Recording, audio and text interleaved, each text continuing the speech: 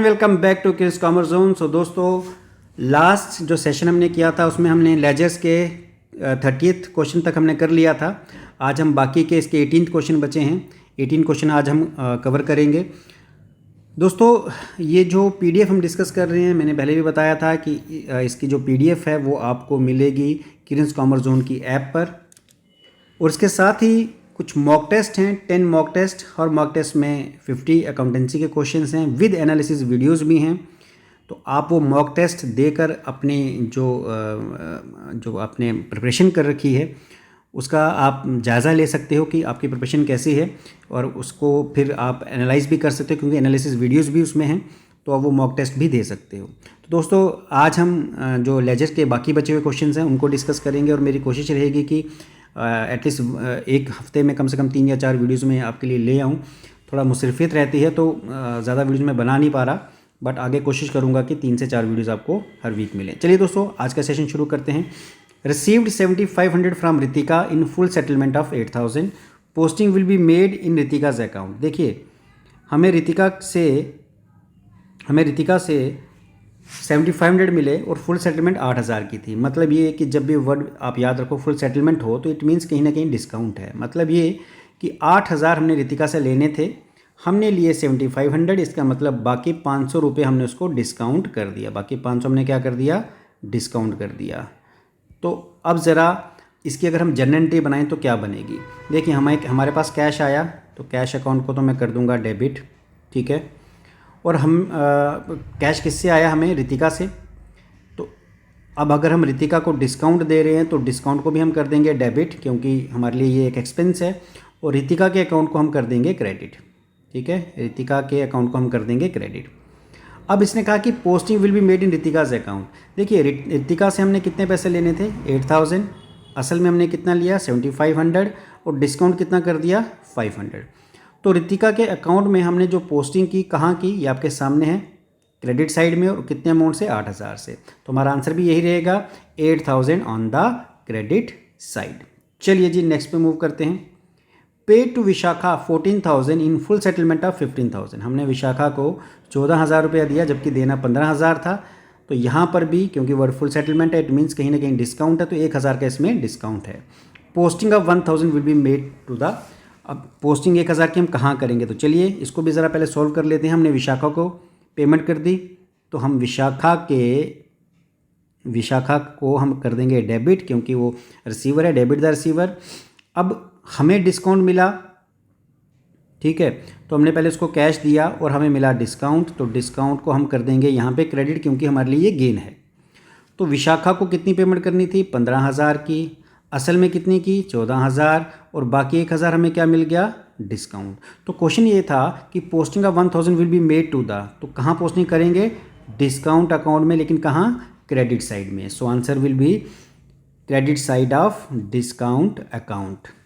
अगर हमें क्वेश्चन ये पूछा होता कि विशाखा के अकाउंट में कहाँ पोस्टिंग करेंगे, तो अब हमारा आंसर रहता विशाखा का अकाउंट हम डेबिट कर देते 15000 के साथ, और कैश अकाउंट में बोला होता तो हम कह देते कि कैश अकाउंट को हम क्रेडिट कर देते 14000 के साथ। तो अभी फिलहाल जो क्वेश्चन है उसके लिए आंसर हमारा रहेगा बी।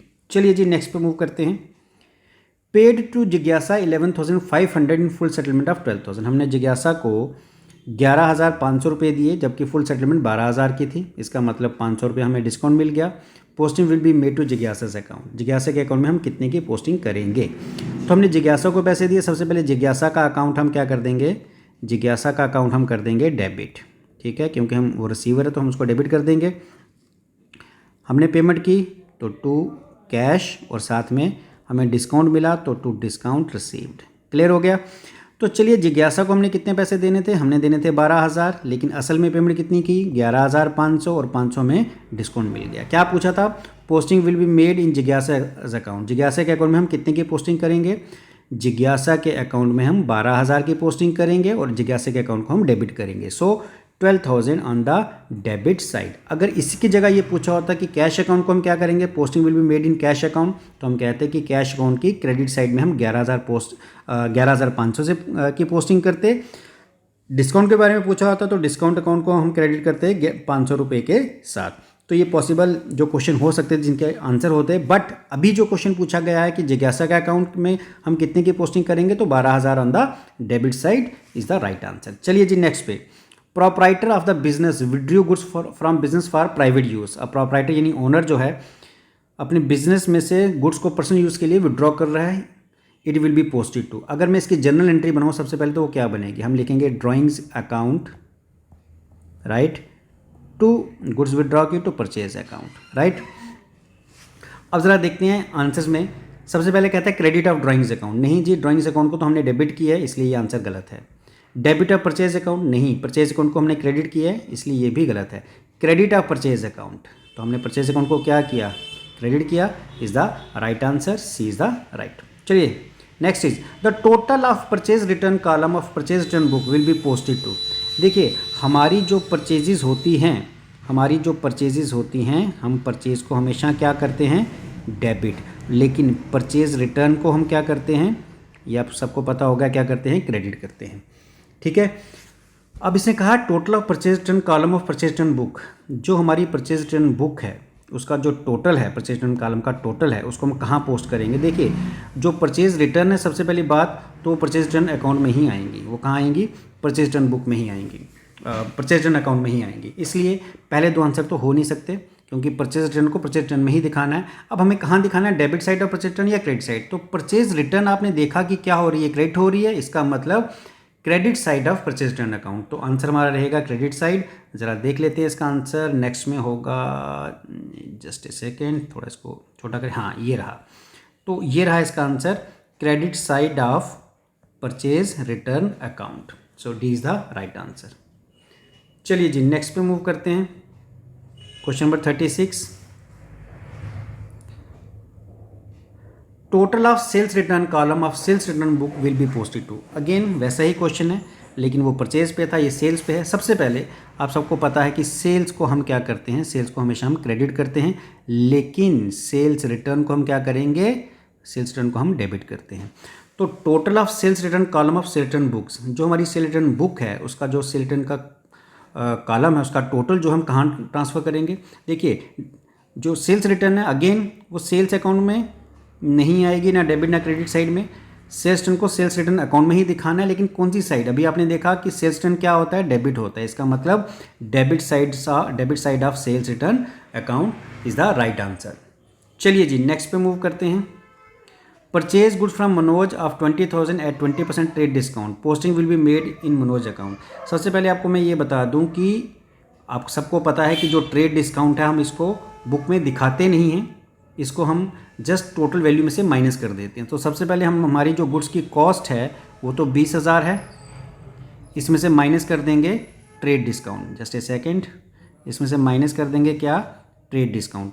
तो ट्रेड डिस्काउंट अगर 20,000 का 20% करूँगा मैं तो वो आएगा 20,000 का 20% वो आएगा 4,000, तो 16,000 का हमें दिखाना है। ठीक है, अब हमने गुड्स खरीदी मनोज से, इट मीन्स ये क्रेडिट परचेज है, क्यों, कैश का जिक्र नहीं है। तो जब भी किसी परचेज में कैश का जिक्र ना हो तो वो क्रेडिट परचेज होती है। तो अगर मैं इसकी जनरल एंट्री बनाऊं तो मेरी एंट्री बनेगी परचेज अकाउंट टू मनोज, यही जनरल एंट्री बनेगी।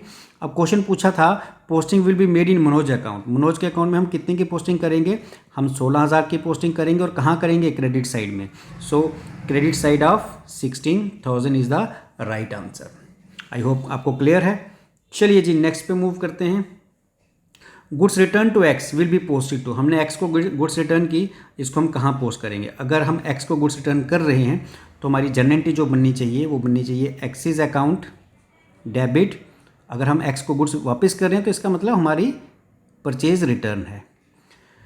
तो goods return to X will be posted to credit of X account, wrong, क्योंकि एक्स का अकाउंट हम क्या कर रहे हैं, आपके सामने डेबिट कर रहे हैं। Debit of purchase return account, wrong, क्योंकि परचेज रिटर्न को हम क्या कर रहे हैं, क्रेडिट कर रहे हैं। Credit of purchase return account is the right answer, हम परचेज रिटर्न को क्रेडिट कर रहे हैं तो यही सही जवाब है। सेल्स को नहीं करेंगे क्रेडिट, क्यों, क्योंकि हमने गुड्स खरीदी थी, तो जब हम गुड्स खरीदी हुई वापस करते हैं तो उसको हम परचेज रिटर्न कहते हैं और वो क्रेडिट साइड में आती है। चलिए दोस्तों नेक्स्ट पे मूव करते हैं। Goods return from Vikas will be posted to the, हमें गुड्स विकास ने वापस की, उसको हम कहाँ पोस्ट करेंगे। Credit of sales return, debit of purchase return, debit of Vikas, credit of Vikas. हमें विकास ने गुड्स वापस की, इसका मतलब विकास ने हमसे गुड्स खरीदी थी, तो हमारी क्या है, सेल्स रिटर्न है। और किसने वापस की, विकास को हम क्रेडिट कर देंगे, रूल है क्रेडिट द गिवर। तो विकास को हमने क्या किया, क्रेडिट किया। So goods return from Vikas will be posted to, कहाँ पोस्ट करेंगे, क्रेडिट और सेल्स रिटर्न, गलत। सेल्स रिटर्न को हम क्या कर रहे हैं आपके सामने, ये देखिए डेबिट कर रहे हैं।